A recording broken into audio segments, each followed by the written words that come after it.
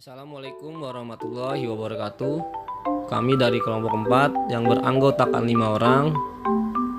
Di antaranya yang pertama Adinda Nurul Aulia, 2 Anissa Fazriatul Azizah, 3 Ati Amelia, 4 Billy Sabila Mahendra, 5 Fajar Maulana Salam. Kami akan mempresentasikan tentang teori belajar yang dikemukakan oleh Jean Piaget.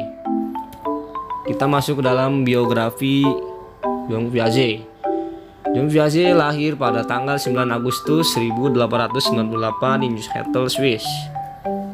Langsung masuk materinya, di mana kita akan langsung membahas tentang pengertian kognitif. Kognitif adalah aktivitas mental dalam mengenal dan mengetahui tentang dunia.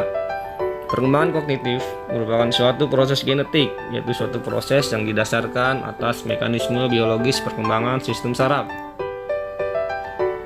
Teori perkembangan kognitif Piaget adalah salah satu teori yang menjelaskan bagaimana anak beradaptasi dan menginterpretasikan dengan objek dan kejadian sekitarnya. Ini merupakan tahapan perkembangan kognitif, diantaranya pertama sensori motor, yang kedua tahap operasional, ketiga operasional konkret, dan yang keempat operasional formal. Yang pertama, tahap sensori motor. Pada tahap ini, perkembangan anak usia 0-2 tahun sudah menggunakan indranya untuk melakukan aktivitas seperti melihat dan melakukan pergerakan lainnya. Pada tahap sensori motor, terdapat 5 macam perkembangan. 1. Perkembangan refleks, di mana bayi umur 0-1 bulan melakukan kegiatan secara spontan seperti menangis, menggerakkan kepala, meraba, dan mencap. Di konsep perkembangan ini, bayi belum bisa membedakan benda-benda di sekitarnya. 2. Reaksi sirkuler primer, di mana bayi umur 1-4 bulan bisa melakukan kebiasaan tertentu seperti melihat dan mendengar. Ketiga, reaksi sirkuler sekunder, di mana bayi umur 4-8 bulan lebih berorientasi pada objek dan kejadian luar yang menarik, seperti melihat kendaraan di jalanan dan pepohonan dan matahari.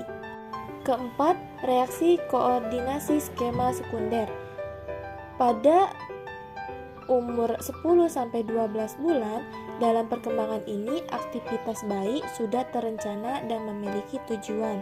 Kelima, reaksi sirkuler tersier.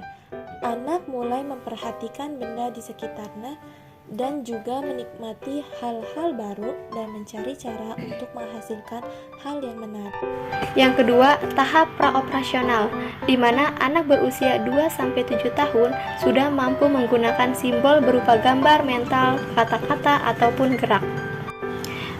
Pada tahap praoperasional terbagi menjadi 2, yaitu yang pertama prakonseptual, di mana anak usia 2-4 tahun sudah mampu mengembangkan kemampuan untuk menggambarkan dan membayangkan suatu objek yang tidak terlihat dengan sesuatu yang lain.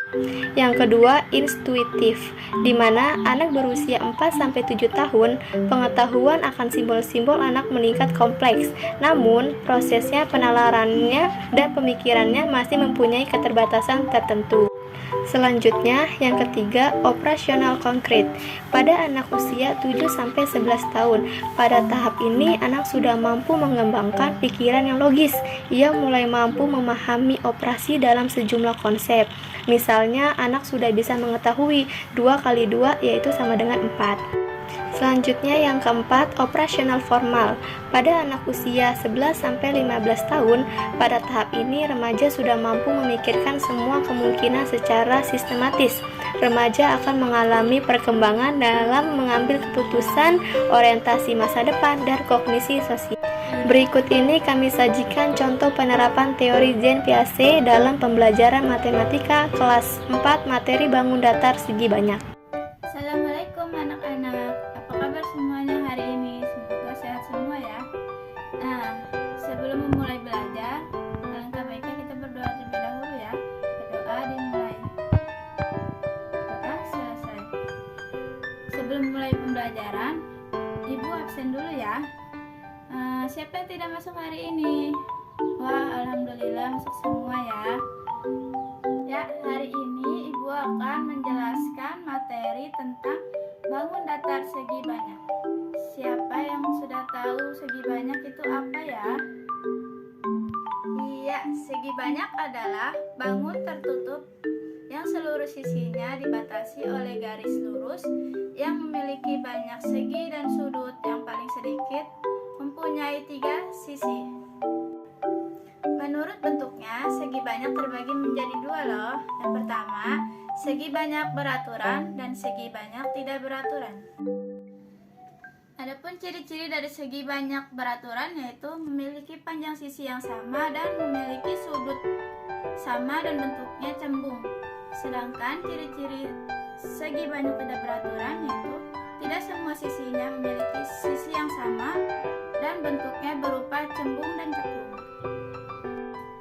Berikut ini contoh segi banyak beraturan, yaitu ada segi 3 sama sisi, persegi, segi 5 beraturan, segi 6 beraturan, segi 8 beraturan, dan bintang. Sedangkan contoh segi banyak tidak beraturan yaitu ada segi 3 sama kaki, jajar genjang, segi 3 siku-siku, persegi panjang, trapesium, dan tanda panah. Nah, apakah anak-anak sudah tahu perbedaan dari kedua bentuk segi banyak tersebut? Alhamdulillah sudah mengerti semua ya. Cukup sekian penjelasan dari Ibu. Kurang lebihnya mohon maaf. Wassalamualaikum warahmatullahi wabarakatuh.